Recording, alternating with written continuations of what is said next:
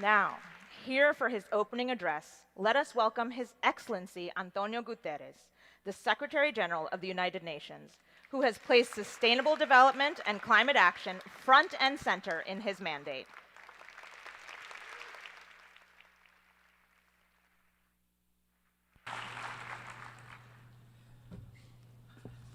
Excellencies, honored guests, ladies and gentlemen. This week, global leaders are gathering here in New York to discuss their plans and priorities for the future. They will tell us how their countries intend to contribute to a better, more equal and peaceful world. And they will outline their commitments to accelerating progress towards the Sustainable Development Goals as we cross the halfway point. But this week does not belong to leaders alone. Dear friends, this week, this weekend, this House, the United Nations, also belongs to you. It belongs to the women and men who are bringing the vision of the Sustainable Development Goals to life, year in and year out, in your communities and countries. It belongs to the civil society groups engaged across every aspect of global development, from health and education, to jobs and social protection, to environmental, climate, and gender justice. It belongs to the young people who have joined us, raising their voices about injustice, inequality, peace, and the climate crisis. It belongs to the activists who are standing against oppression, discrimination, and racism, and who are relentlessly holding leaders to account for the decisions they make, or too often, they fail to make. This week belongs to the scientists and academics who are helping to ensure that evidence is at the heart of countries' decision-making. It belongs to the private sector partners here today who are finding new and innovative ways to support progress in their countries, not for the sake of profit, but for the sake of people and planet. It belongs to the innovators working tirelessly to develop solutions to climate change, building green economies rooted in renewable sources of energy. It belongs to the mayors, governors, and local leaders whose dedication to the people they represent inspires us all. And it belongs to the women and girls fighting for a seat at every table and standing up for their rights, including the right to live without fear of violence. This is at the heart of the Spotlight Initiative to help end violence against women and girls, and I urge member states to support additional and much-needed investments to tackle this age-old scourge. Dear friends, the SDGs are not about checking boxes.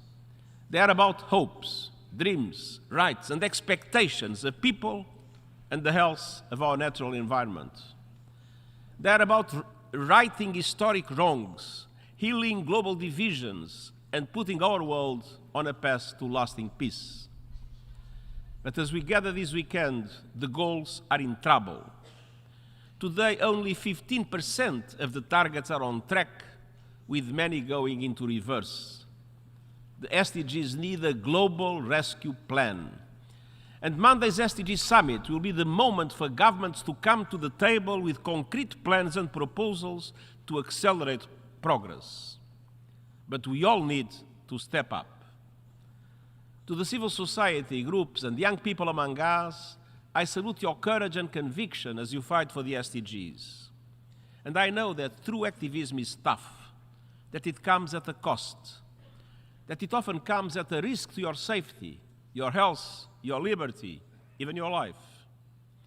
I grew up in Portugal under the Salazar dictatorship and did not experience democracy until I was 24 years old.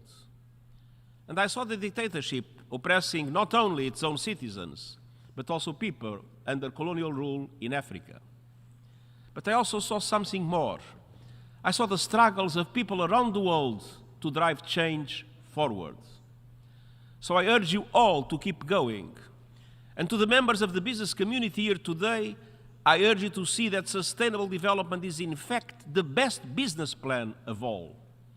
That upholding human rights, putting people before quick profit, and protecting the planet and its natural gifts are investments in future prosperity for all. to the women and young people joining us, keep calling out for change in your communities and fighting for your rights and a place at every table. To the scientists, academics, and innovators here, a sustainable future depends on pushing the boundaries of human knowledge and finding new ways to serve all people. So keep going. To the local authorities here, the SDGs will not be rescued in New York. They will be rescued in your communities.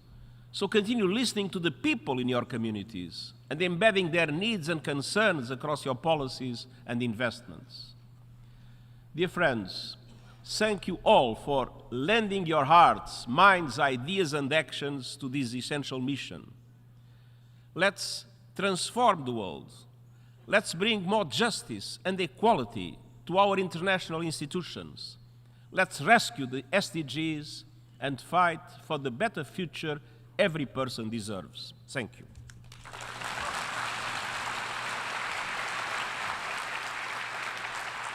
Thank you, Secretary General. And I think I speak for all of us when I say we hear you loud and clear. This is our mission. It's our house and our mission. We now invite to the stage His Excellency